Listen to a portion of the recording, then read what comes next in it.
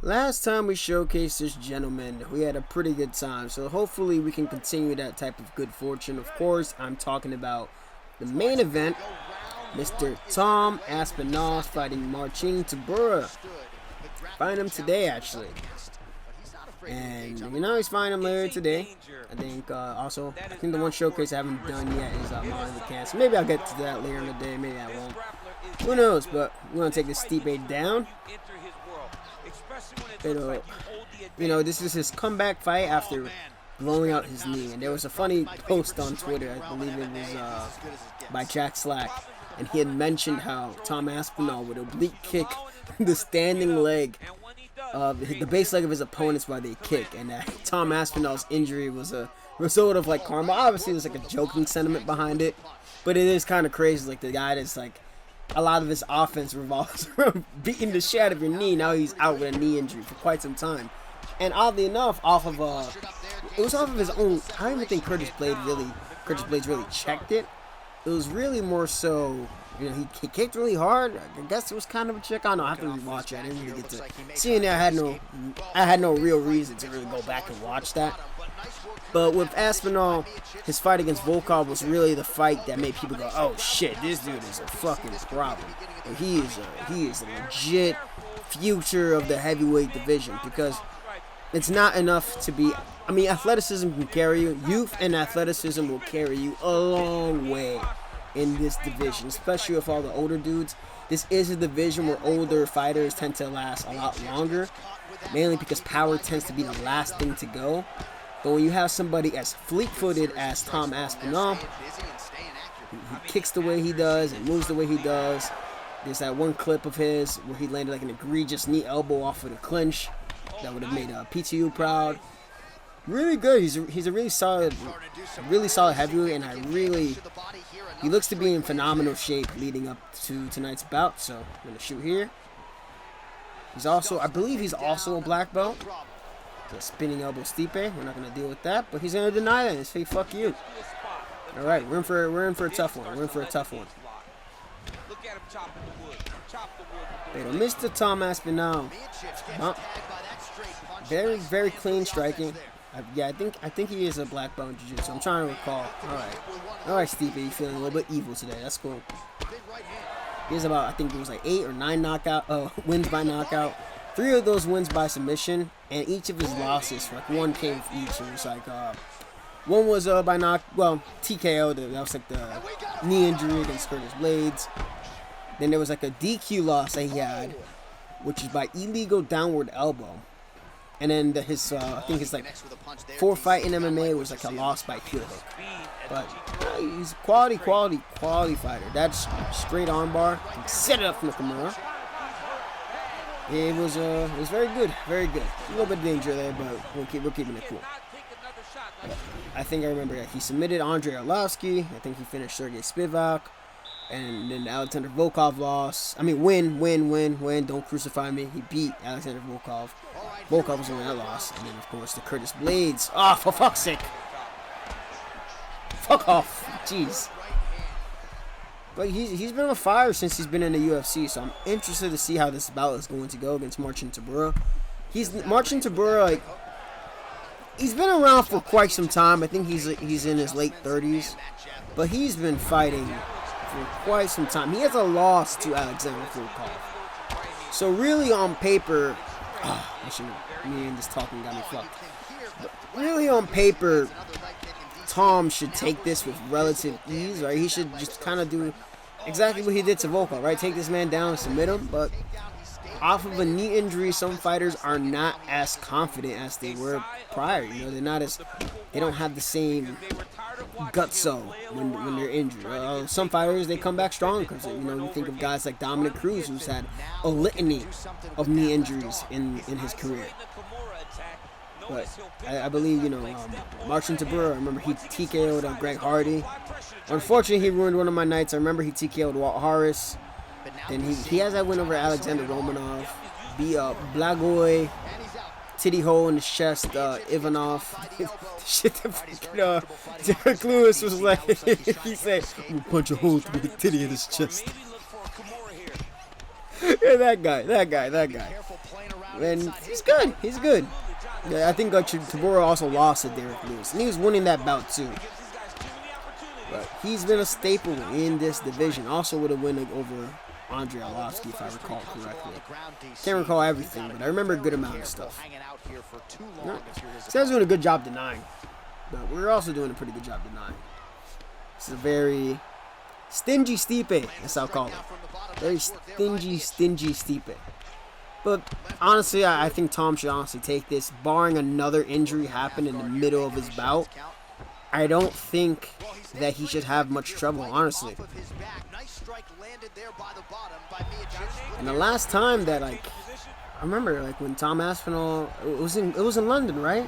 When he was fighting Curtis Blades, it was in London. I think that's what it was. And he just collapsed in pure fucking pain. We're gonna deny that. It was very, very tough. But his speed is... Honestly, I think Tom Aspinall could probably make light heavyweight. I honestly think that he can.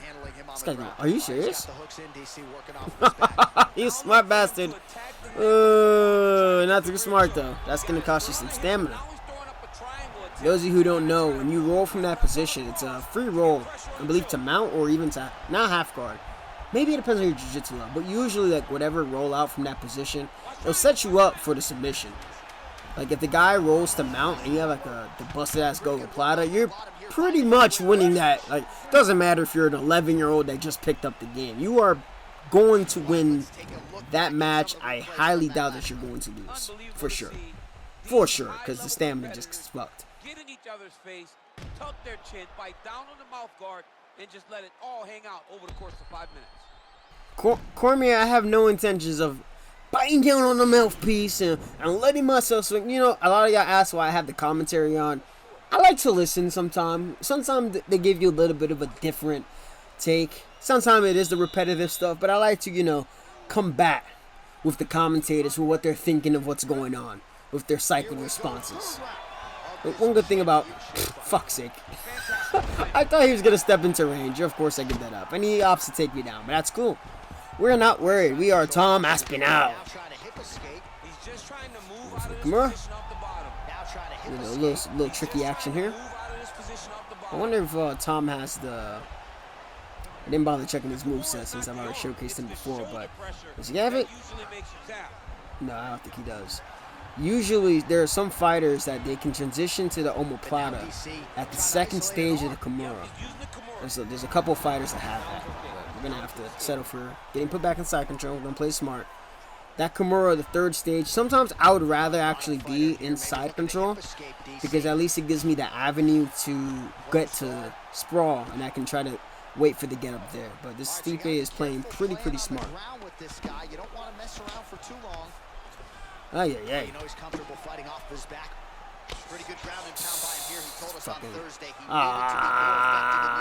This fucking pass. Ooh, my short-term stamina is low. Yeah. Why did you have to be somewhat decent on the ground? Fucking Stipe. No, we can't allow this. Fuck you.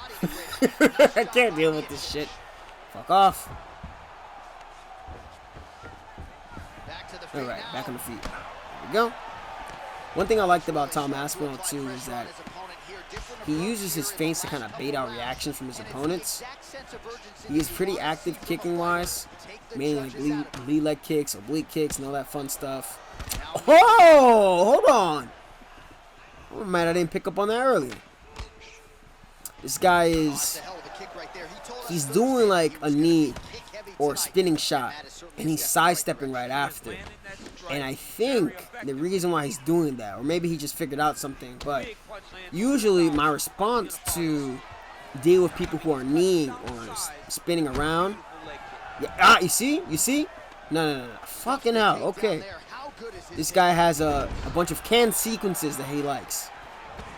Essentially, the best thing you could do is, right there, I'm trying to clinch him. After he oh, of course. Still fucking rocked. Man, fuck off. Usually I try to clinch a person after they commit to such an act. Let me get you down. And it'll slow them down, try to make them think twice. But because he's sidestepping after he throws a knee or a spinning elbow, he's trying to follow up with this uppercut to punish that counter. So what we can do is we can try to draw out that sidestep counter reaction and try to punish him that way, or let him whiff the shot and then use that to build him. Okay, we got some work to do. But, you know, being that we got that takedown, part of the reason why we're using the double leg is that all of Tom Aspinall's takedowns have come by double leg. He has good singles from what I've seen in, like, outside of UFC stuff, but he's timed really good takedowns when his opponents are throwing kicks. He's timed really good takedowns when they're, like, trying to get overzealous with their shots. He's overall, like, a very quality lightweight. I said lightweight, heavyweight. I'm thinking this guy can make light heavyweight. That's why this guy's sidestepping again. Alrighty.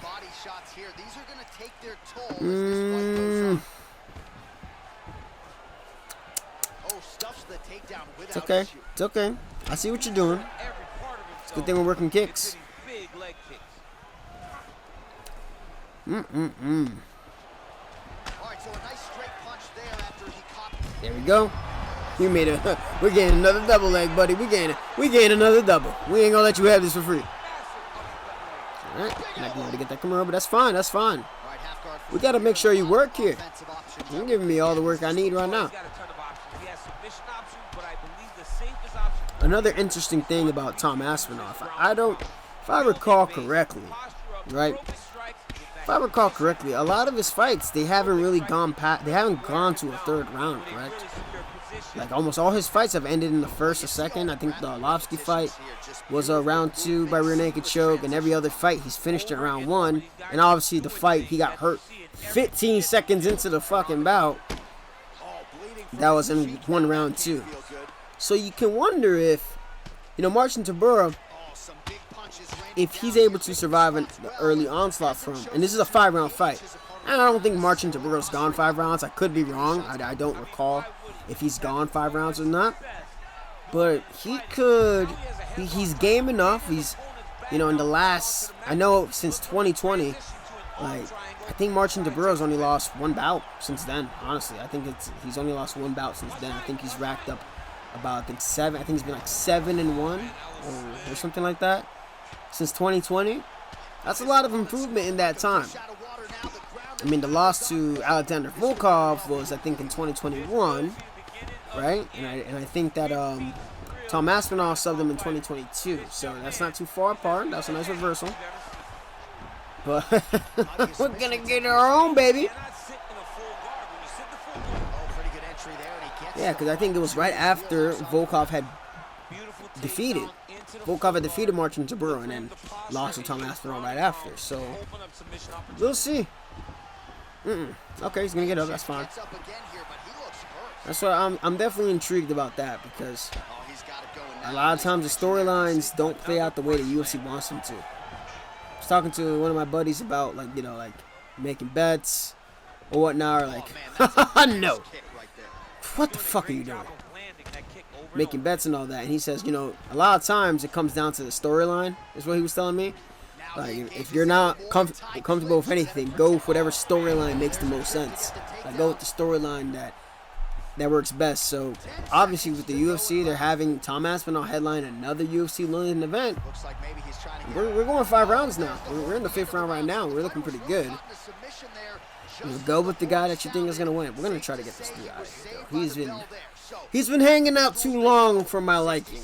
And I'm not good for talking purposes, of course, but tú sabes que you know, the knees and the side stepping and the spinny of the elbows, you can only allow that to go on for so long. So let's actually sit up a little bit. So this guy is like low key annoying me. He's low key annoying me. Go. So hit stun. So that's an old UFC 3 tactic, shooting off of the hit stun. Oh yeah, you thought we was gonna go for the Kimura. Oh, you thought we was going for the Kimura? Surprise, motherfucker! Surprise! Surprise, I set you up. I set you up real good with that, huh? I set you up real good with that. And we got you in the crucifix, baby, with the submission. Oh, yeah. Oh, yeah. Oh, yeah. You thought this entire time I was talking, I wasn't plotting how I was going to work you on the ground, right? Well, then, you thought it was going to be Kimura. You denied the direction to Kimura, didn't you? Didn't you? Didn't you? Yeah, I mean, what else can you do there, right? Well, that's going to be it with Mr. Tom Aspinall. I do think he's going to take the victory. I think he's going to have a triumphant return here for UFC London's fight night. Hopefully you guys enjoyed the show. It's going to be a one and done. I'm Rev 17. Don't forget to like, subscribe, share it about. I appreciate all of you.